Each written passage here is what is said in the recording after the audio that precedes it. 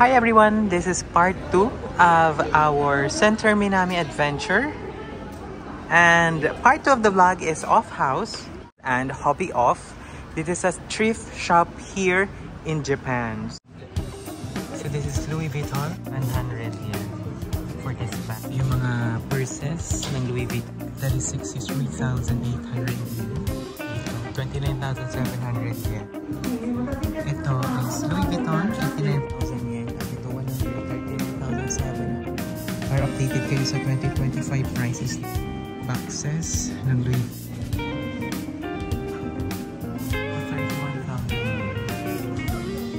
71,280 yen. 121,000 yen. Ayun, balik tayo dito sa vlog. 66 stock. In condition, 9 out of 10. Sobrang linis. Cards, wallet, pera. Hindi, 600. Ito wallet, 3,800 yen. Reverse, 29,700 yen. Marc Jacobs.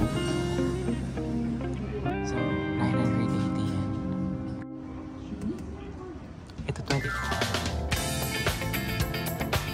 Seiko din. Ito din, 19,800.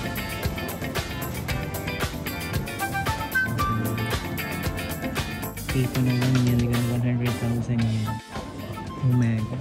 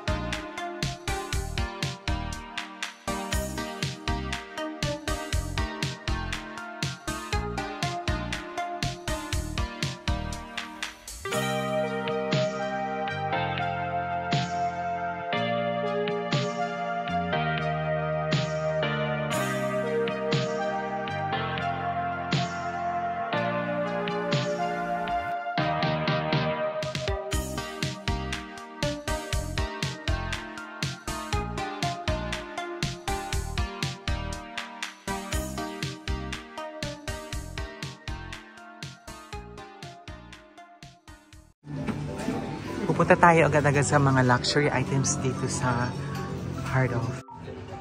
So this is Louis Vuitton, 35,200 yen.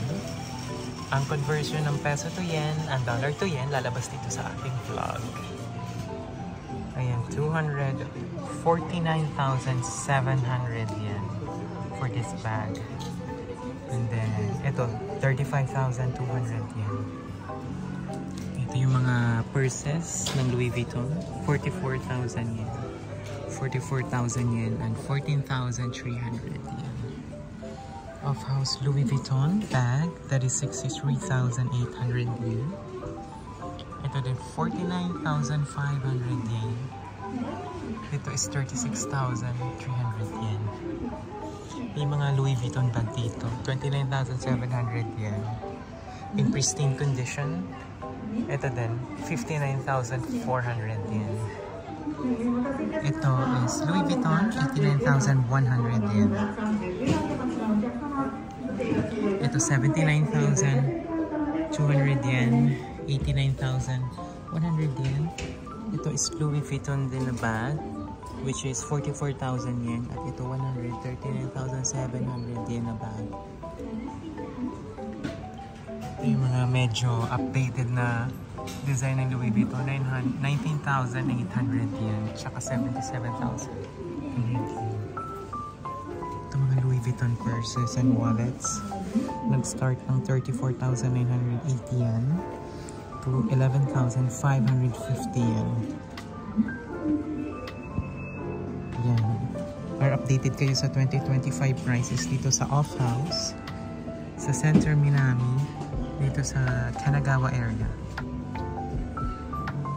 Meron tayo dito with boxes ng Louis Vuitton, 16,500 yen na necktie. Ito shoes, 13,200 yen, tsaka 9,900 yen.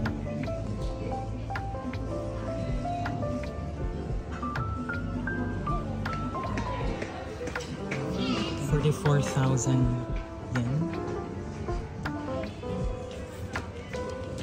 Ito 29,700 yen. Ito 44,000 yen. Dito tayo sa Prada.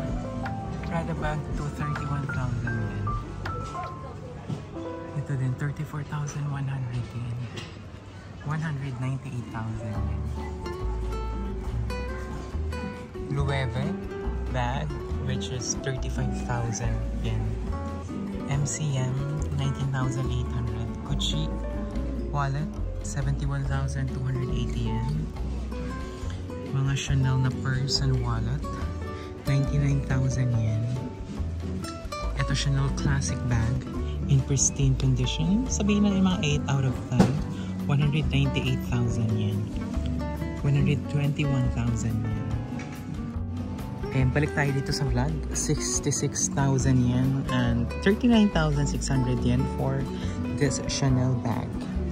Ganda ng kulay na ito. Tingnan nyo yung details niya. Yung hardware ng zipper in gold plated. Ang ganda. And perfume ng Chanel. 16,500 yen.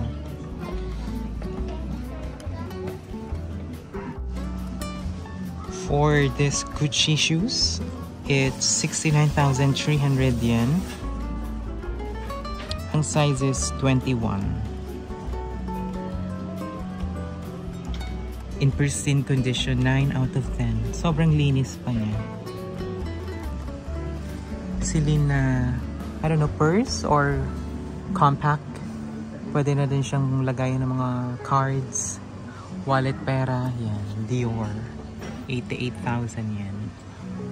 Then Gucci bag, 64,900 yen. Tsaka ito din na Gucci bag. Yung mga classic Gucci design. Which is 16,500. 23,100. Celine bag, that is 99,000 yen. Ito din, mga Dior.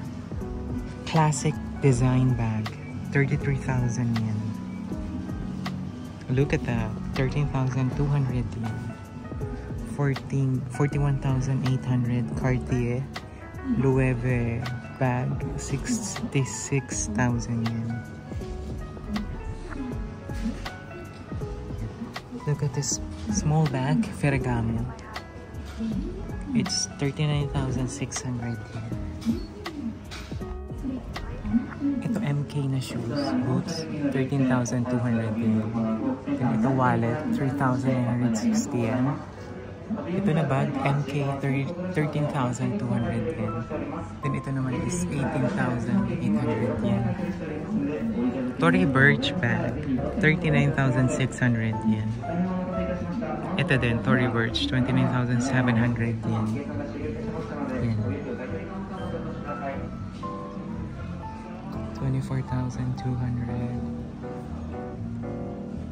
13,000, 17,000, 69,300. Coach bag na 14,960 yen. So if you like this kind of vlog, please like, share, comment, and subscribe. And then comment na din kayo kung saan nyo napanood itong vlog para alam ko kung saan nakarating.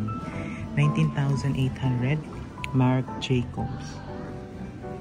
Mga Marc Jacob na small bag. 24,200. Ito Balenciaga shoes. 49,500 yen. Ang size 28.5. Ayan. Yan MK na bag. 12,980 yen.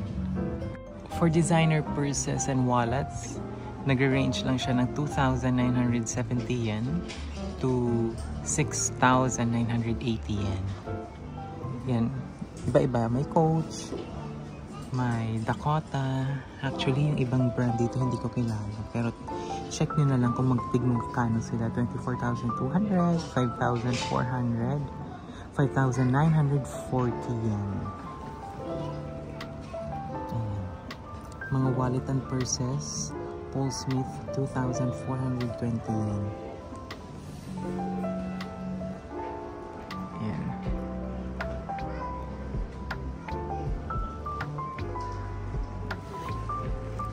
In pristine condition to guys. Mga 8, 9 out of 10 na condition ng mga wallet. Yung iba dito may mga boxes pa. Kagaya nitong Tory Burch, 16,500 din. May kasama pa siyang boxes. Ito Saint Laurent, Paris, Prada, wallet and purse. Mga wallet and purses Saint Laurent, 33,000 yen. Ang gaganda pa ng mga ano nila, condition. In pristine condition, 8 to 9 out of 10. Swarovski, 3,960 yen. Mga wallet. Then ito watches Swarovski na 1,980 yen and then 3,000 yen. They also have watches dito, Carl Lemon, 22,000 yen. In pristine condition. Ito din. Ayan o, 12,870 yen. Yung iba kasi dito hindi ko alam yung brand. 29,700 yen.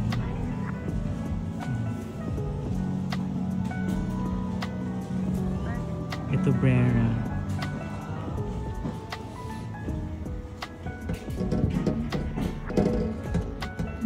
Itong watch is 22,000. Ito 22,000 yen.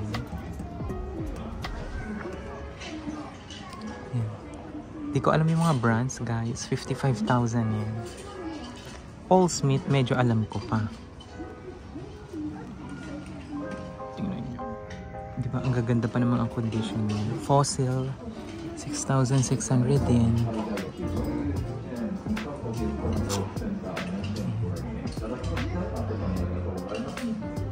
Calvin Klein.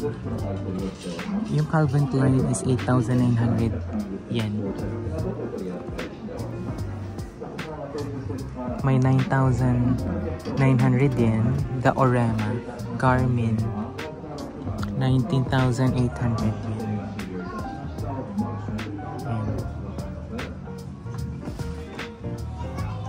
Nixon and Timex. Ang prices nag-range ang 5,940 yen to 49,500 yen. Timex.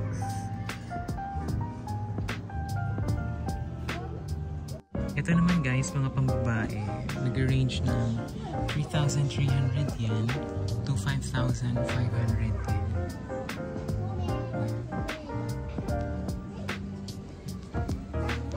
Yung iba may mga boxes pa din. Ito is 2,420 yen to 3,300 yen. Ayan. In pristine condition guys, 8 to 9 out of 10. Bawa ito din, 2,420 yen. 6,160 yen, 2,420 yen, and 8,800 yen. 5,500 yen. Gaganda din ng mga pieces dito na may Adidas din dito na lady watch. Nasa 4,400 yen. Ang gaganda pa. Meron din sila dito G-Shock, 48,400 yen.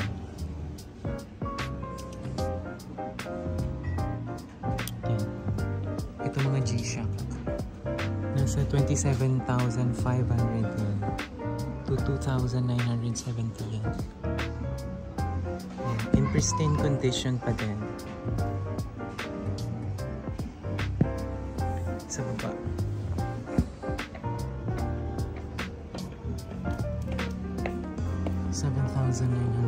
yen. Ito, G-Shock. Shock Resist. Casio, 13,200 yen.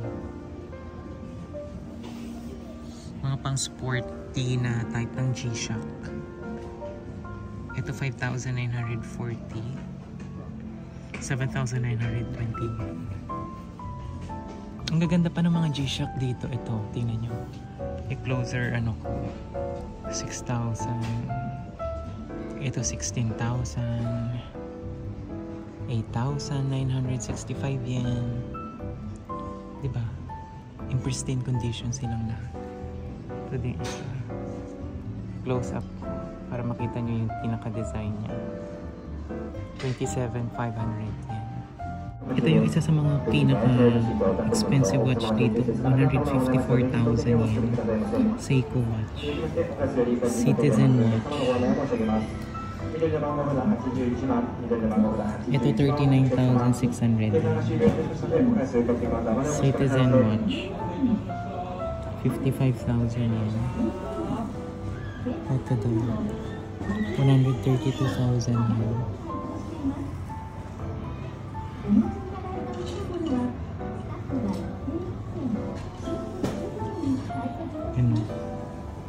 Citizen watch, 39,600 yen.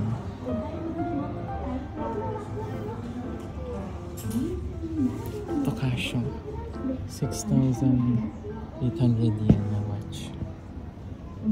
Ito Seiko, may box pa siya. 41,800 yen. Ito 24,970 yen. Ito 110,000 yen. Seiko din siya. Ito Seiko GPS Solar, 110,000 yen. Seiko. Ito din. Seiko din. Yan, sa mga naghahanap ng Seiko, meron dito sa off house, dito sa Center Minami, Santa Kita. In pristine condition pa din naman, 7,920 yen. Itong watch is 60,500 yen. Ito yung ibang watch. Citizen watch. 55,000 yen. Ito ang ganda oh. 165,000 yen. This is Hamilton watch. 93,500 yen. In pristine condition.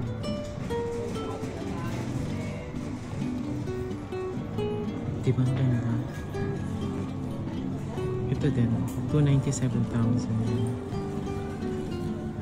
Tag-Heuer, 79,200. Ito may Rolex dito na 1,100,000 yen. Ganda. Tag-Heuer.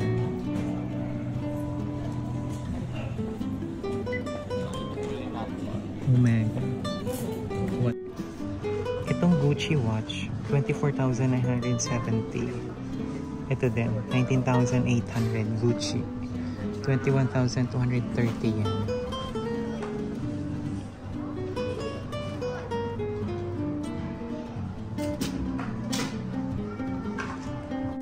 This ito, Star Wars Limited Edition Invicta. 33,000 yen.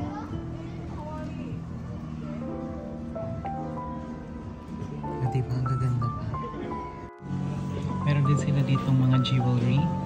330,000 yen to 165,000 yen.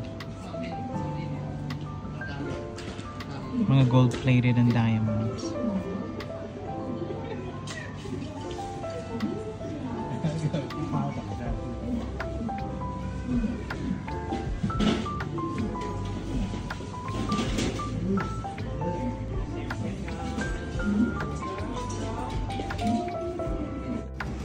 Pero may mga necklace na gold. 217,000 yen, 127,000 yen, to 91,850 yen. Ang kakapal ng gold, oh. Ayan, para lalo nyo makita yung malapitan. 344,000 to 300 yen.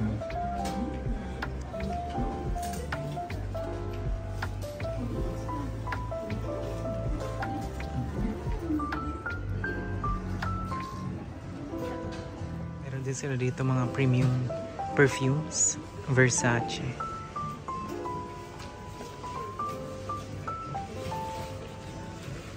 Yung mga prices.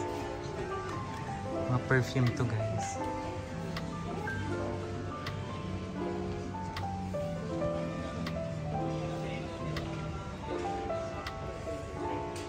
Pwede nyo naman amuyin. May tester pa. Ayan, bukod sa mga luxury items and watches, they also have regular sneakers and of course yung mga pang-work shoes. Bigyan ko lang kayo ng quick tour dito sa Off House and Hobby Off. Kung ano pa yung mga ibang ino-offer nila dito. So may mga damit din sila. Kaso nga lang since winter nga yung mga pang-taglamig talaga yung mga nandito.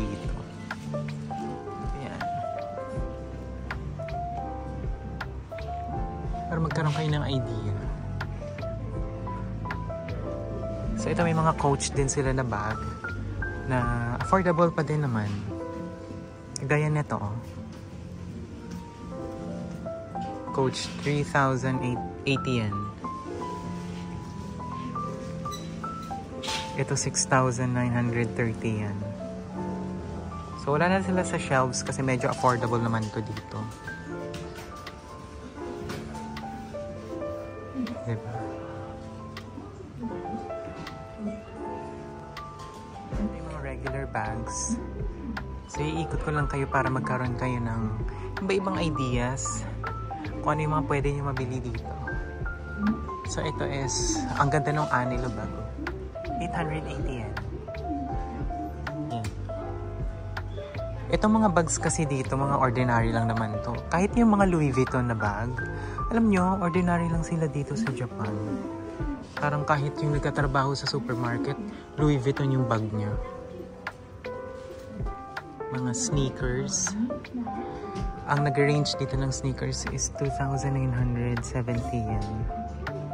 Mamaya, i-check na. Meron din dito mga appliances. So, sa mga nakatira dito sa Japan, may appliances po sila dito sa Off House. So, hindi naman natin to pwedeng bitbitin sa Pilipinas kasi hindi gagana. Kasi 110 yung pinaka, niya, socket niya. Mga pang-camping. Yan.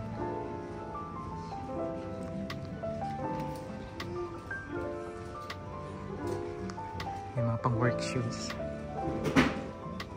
Ito yung mga pang-collectors bang tawag dito. 1,100 yen. Mga monogram na mga laruan. Dito sa Off House, madami silang ganyan. Mga pang-hentai ata yung ganito. Mga sexy. Yan o. Yung mga Japanese na lalaki mahilig sa ganyan. Kahit wala silang job. So may ganyan sila. Parang kontento na sila sa ganyan. Yung mga laruan. Yan, mga laruan. I'm not sure ito. 550 yan.